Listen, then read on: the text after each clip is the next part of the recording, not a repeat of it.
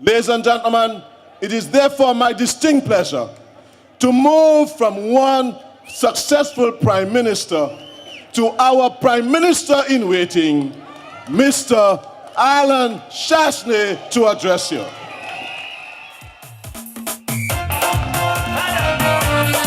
You said knock, and the door shall be open. Ask, you shall receive. Today I'm on my knees. Father, I call your name. Please answer me.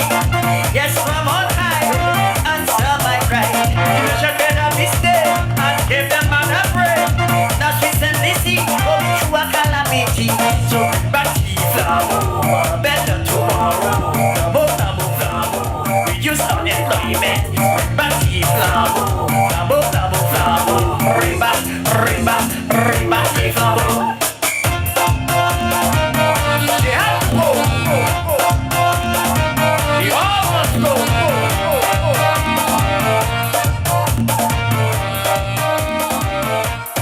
Bonsoir, bonsoir, bonsoir. Amai Flabo. Power.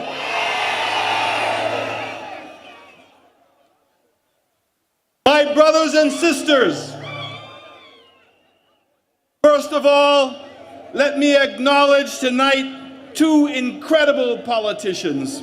The first one who has spoken to us already this evening, our former Prime Minister, the man of the soil, the man of the people, the Honorable Stephenson King.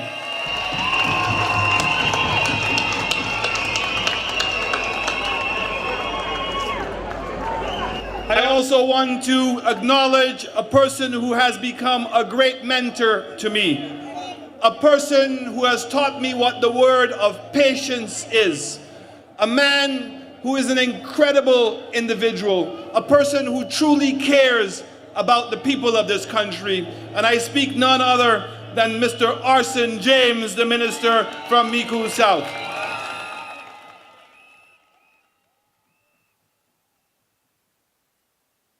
I also want to take time out to thank all of my constituents from Micoud South for coming out with me tonight, and to thank you for the support, and for all the constituents who are back in Micoud South. I thank you for your graciousness. I thank you for your support. As we promised here tonight, we came here to a point to enjoy two things. First of all, we came to welcome Sister Sarah Flood-Bobrin back to elective politics in St. Lucia. We also came here to respond to the SLP budget we were promised. But sadly, we did not get any budget. So since the SLP administration has ignored its responsibility to explain to the citizens of St. Lucia and the private sector and to our development partners what measures it will be taking to end the current state of depression and disillusionment, we have decided to share with you some ideas on what a united Workers' Party administration will do when you, the people of St. Lucia, vote us into government at the next election. First, let me welcome Ms. Sarah Flood-Bobrin back into the bosom of the United Workers' Party team of candidates. I welcome her as a valued member of a multi-talented team of candidates who have the ability to create a new St. Lucia for the benefit of all. I am sure that you would agree with me that Castries Central needs her. Throughout her life, she has been an excellent role model for the young women. She is now the latest recruit to the United Workers' Party team of candidates who are able and ready to take St. Lucia to the next stage of development. Sister Sarah has come back to elective politics as a United Workers' Party candidate at a crucial time in the history of St. Lucia. At a time when the country is reeling under a succession of misguided, ill-conceived policy measures which were started in 1997 and have been further imposed on the people of this country over the last 5 years. One would have expected that a caring and responsible government would have realized by now that their blueprint for growth is not working, and would realize that the crippling impact it is having on our population, and more importantly, on our economy, and as the Honorable Stephenson King said, in your pockets. The imposition of a VAT at 15% and the reduction of subsidies of rice, flour, and sugar, an increase in the water of 66%, the reduction of the school feeding program, the reduction in the subsidies for the school transportation. That takes money out of people's pockets and out of our circulation of our economy. Less spending causes and has caused businesses to close. High levels of unemployment, on average 25%, and double that amount for the youth of our country. Banks continue to foreclose. Banks are not lending money to business people in St. Lucia. All of this, my brothers and sisters, has impacted, and you can attest to this, on the quality of life of St. Lucians. People in St. Lucia cannot afford basic needs. Think of a pensioner who receives $400 a month. Think of that person that is now confronted with higher rice prices, higher prices for sugar, higher prices for flour, having to pay 66% more for water. The imposition of property taxes. I ask you, members of the People's Parliament, would a person who cares, would a person who has a conscience be able to impose that level of wickedness on an elderly person who does not even have the opportunity to go out and earn an extra dollar to pay for those things?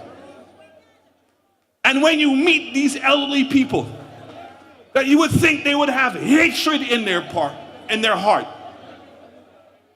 But instead, when I go to meet with them, you know what they say to me? Mr. Chastanet, do what you can for the young people of this country. Do what you can for the young people of this country. Because I have endured hard days. I know where this country came from. But the young people, they have no hope and they have no future. And I am pleading with you, do not mind me. Take care of the young people of this country.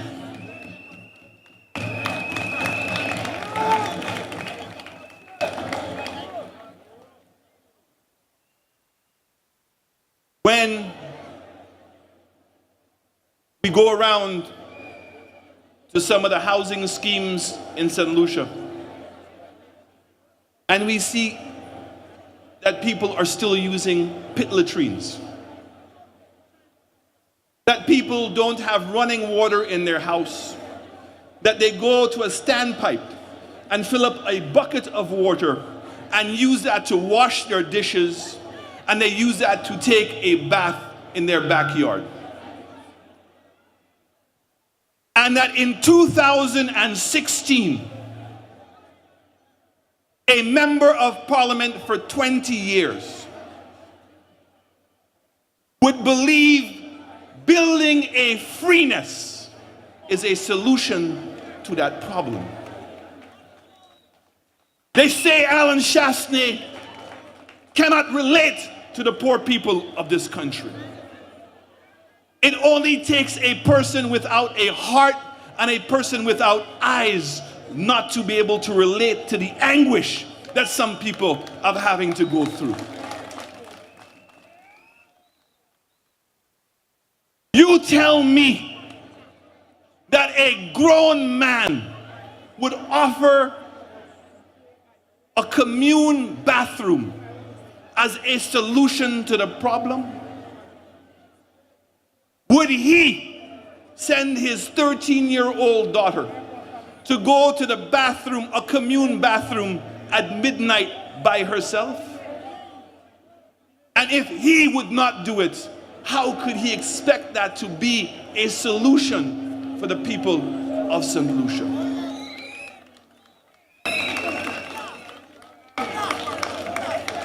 We are seeing rising levels of absenteeism and school dropouts because parents simply cannot afford to send their children to school. These draconian measures, these measures that are unconscionable, have created an impact on our economy.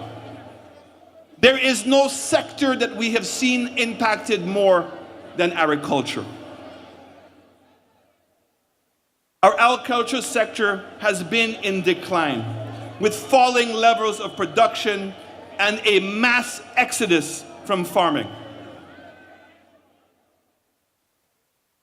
People of the parliament, I put to you that at the peak of the banana industry, we produced 120,000 tons of bananas. This last year, the government reported that the production of bananas was down to 8,000 tons. You heard me? At the peak of production, bananas produced over 120,000 tons. And the government today has delivered 8,000 tons. Imagine the households and the income in the rural areas that has impacted. Our economy is not conducive to investment. We have an economy that has been destroyed, and the ability of businesses, and especially small businesses, to survive, far less grow. However,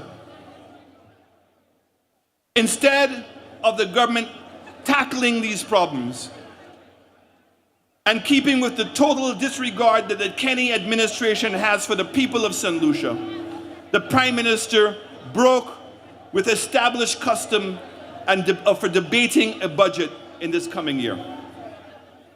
At the last moment, we discovered that there would be no meeting in Parliament on Tuesday, the 11th of May. The budget presentation is therefore postponed, or maybe even cancelled, most likely because Dr. Kenny Anthony has nothing to say. He has nothing to say because he is bankrupt of ideas. Kenny Anthony is a fraud. Kenny Anthony is a bluff. He has nothing to say because Kenny Anthony sees nothing wrong in St. Lucia. When Kenny Anthony walks through our schools, he sees nothing wrong.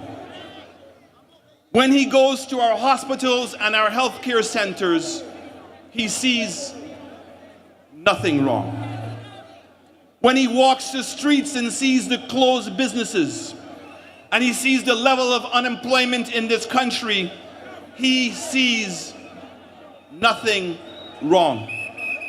He sees nothing wrong that our sportsmen don't have uniforms. Our sportsmen don't have the money to pay for the lights in the field.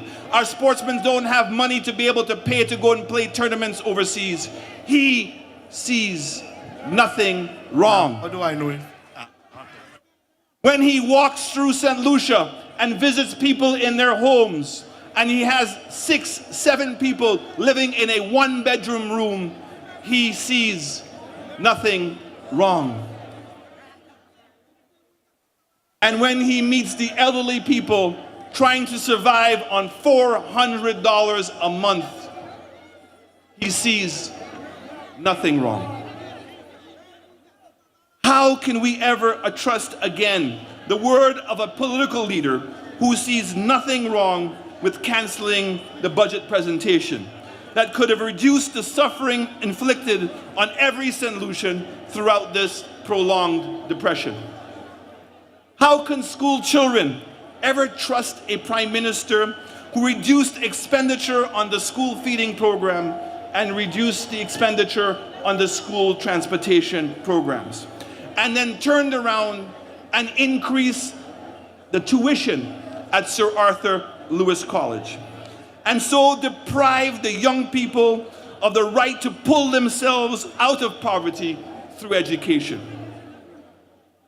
How can unemployed youth who did everything that was expected of them at school or at college, and who now find that there is no employment available for them, ever trust the promises of an SLP administration? How can the people who need to gain access to healthcare facilities and recover from illness ever rely on the SLP under Kenny Anthony to provide affordable healthcare? How can the people of St. Lucia rely on the SLP to deliver decent, affordable housing as they have been promised so often? Every year, better housing is coming. I want to remind you, Kenny Anthony is the same man that when he came into government in 1997, he promised the then Deputy Prime Minister, Mario Michel, that after 2 terms, he would leave. After 2 years, he would leave. Mario is still waiting. This last election, he then raised Philip Pierre to be the new Deputy Prime Minister of St. Lucia. And he promised him after 3 years that he would leave. I guess now we hear Kenny Anthony running for the next election. He too, Philip Pierre, is waiting to see. Julian Hunt, he promised him that he would make him the Governor General of St. Lucia. And he too now is waiting to see. But the saddest story of all these stories, my brothers, the saddest story of all these, my brothers and sisters, is the relationship between Kenny Anthony and brother George Odlum. George Odlum was the man who went and got Kenny and made him the youngest minister of education in 1991. Brother George came back when Kenny came in 1997 and took him under his bosom, showed him how to campaign, took him out everywhere, and allowed Kenny Anthony to win the greatest victory in the history of St. Lucia, 16-1. And when Brother George lay dying on his bed, when Brother George, a man who did so much for him, was laying dying on his bed, it took Ralph Gonzalez to come over from St. Vincent to carry him to the side of Brother George to say his goodbye. And if that is not bad enough, go and ask Robert Odlum, the man who went and used to pick up Kenny Anthony at the airport, who did so much for the Labour Party. And in his time of need, I asked Kenny Anthony and the Labour Party, where are they today? I say this to my brothers and sisters, because if you have a man that cannot even help people in his own party, a man who so many people did things for, and if he cannot help those people, what happens to you and I? If they cannot trust him, can we trust him? But my brothers and sisters, hope is around the corner. While the SLP administration is procrastinating, the UWP has been busy preparing itself to introduce policies and programs in due course to plan to address the challenges of our country. First, the United Workers' Party put together a team of competent candidates who are ready to start working on the rebuilding of St. Lucia. But even more satisfying, the new United Workers' Party team, in its willingness and ability to put right the wrongs of St. Lucia.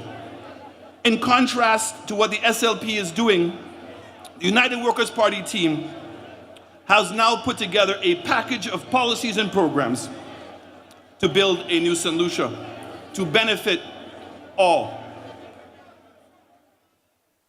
I just want to do a little Guy Joseph for a moment.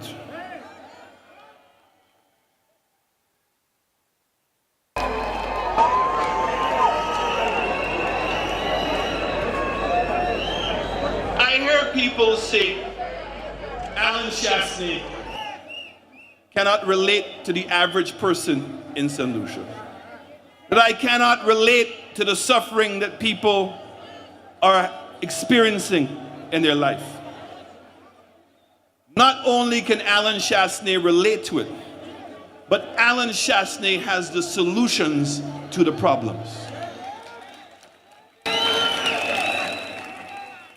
In the Social and Economic Review for 2015, on page 26, the government has gone out of its way to highlight the success of a major program that is holding the agriculture industry and the farmers together. And that is a program that was started in 2010 by CFL, yes, by the Chastanets.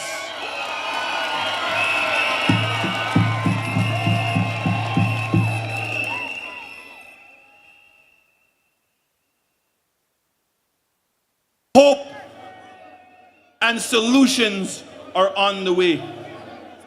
In anticipation of victory at the next general elections, as the Honorable Stephen Singh King said, June 27th, and that's if Kenny remembers to call it, we will prioritize economic development programs. We want to grow the economy through the diversification of tourism, modernizing agriculture, expand offshore education facilities, facilitate growth in manufacturing, and facilitate growth in the offshore financial services. We want to become a government of compassion, a government more effective and sensitive programs to the people who are experiencing poverty. We want to improve NICE to help people obtain long-term meaningful jobs. Jobs that when you go to the bank will lend you money. jobs that you can buy a car on, jobs that you can build a house on, jobs that you can send your children to school on.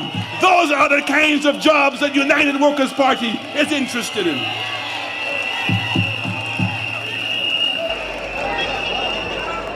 We want to provide a more relevant education to all children in St. Lucia, not as a concession or as a vote, but because it's a basic human right.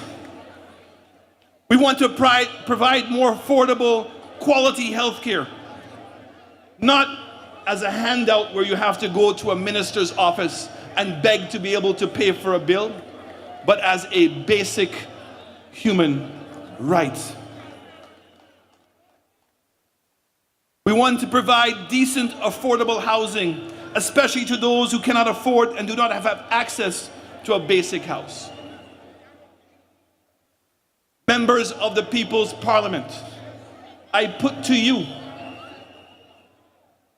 that a family that must live in a house of 1 bedroom with no water or a pit latrine is not acceptable and will not be tolerated by a United Workers' Party government.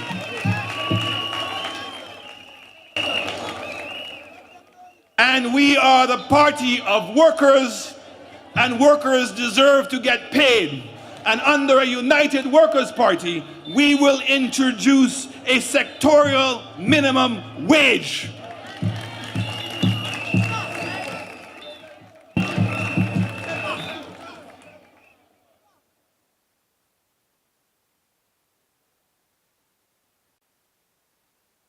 People of the Parliament, it is impossible for us as a party not to recognize that people need relief now. As the Honorable Stephen King said, it is no longer acceptable that a young person puts his hand in his pocket just to be able to hold his hand.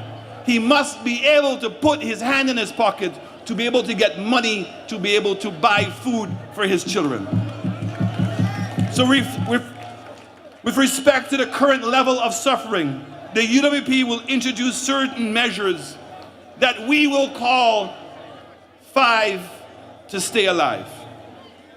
5 things that we will do immediately upon getting into office to help the people of this country stay alive. So are you ready? Esu Pawe. Number 1, the immediate reduction and ultimate removal of the dreaded value-added tax.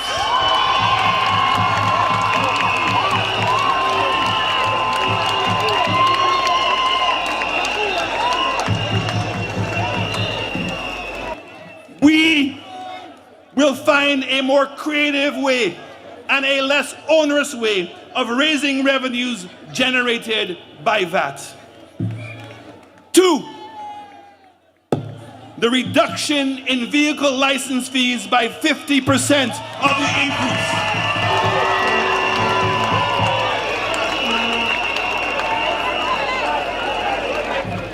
It is not acceptable that men who are struggling, who have saved the money to buy a 1-ton or a 2-ton or a 3-ton truck in order to be able to supplement their income at home, have to park that vehicle in the back because they cannot afford to pay the $700. That is not acceptable, and we will change it.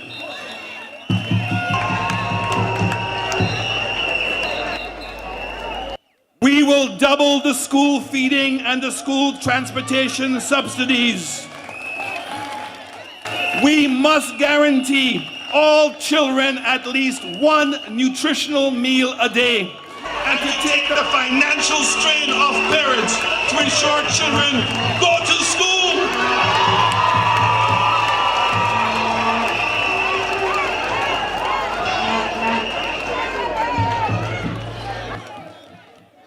Number 4, and this one is very dear to my heart.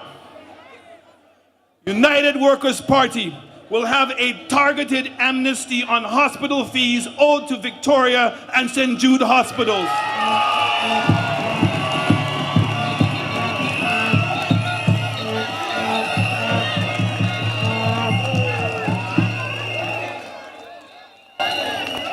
Members of the Parliament, it is unacceptable that a person who is unemployed or a person who is a pensioner feels degraded to go to the hospital because they cannot pay their bill.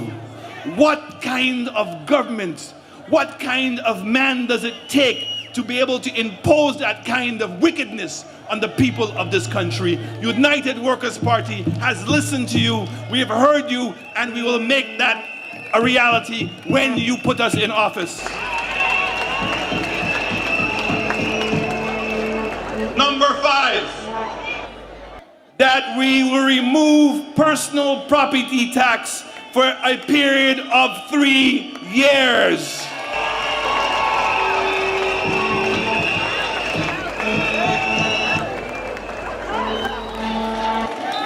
It cannot be that the one thing that we've struggled so long to do, which is to own our own house, and that after paying a mortgage for so many years, that a government would come and impose a property tax and cause us to lose our home. That is not the St. Lucian way. That is not the United Workers' Party way, and it too must go.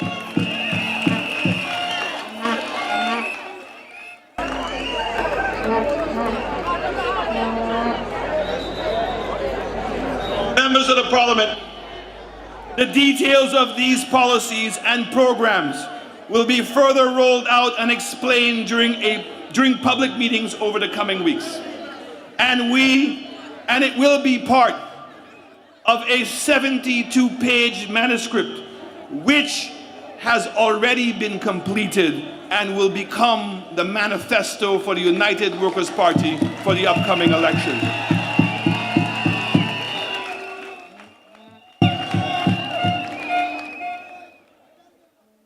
Members of the Parliament, in conclusion, I have some advice for the SLP on behalf of the voting population of St. Lucia. And members of the Parliament, I'm going to need your help. If the Honorable Kenny Anthony believes the people are truly happy with the state of the economy, all he has to do is ring the bell.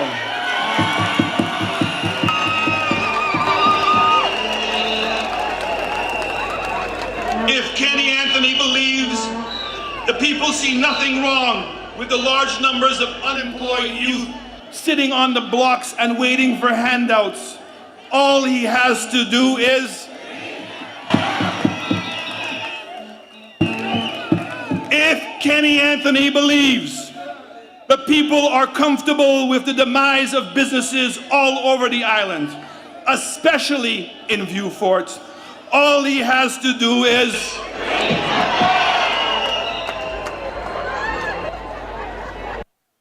if Kenny Anthony believes the people are happy with the state of education in St. Lucia, and all he has to do is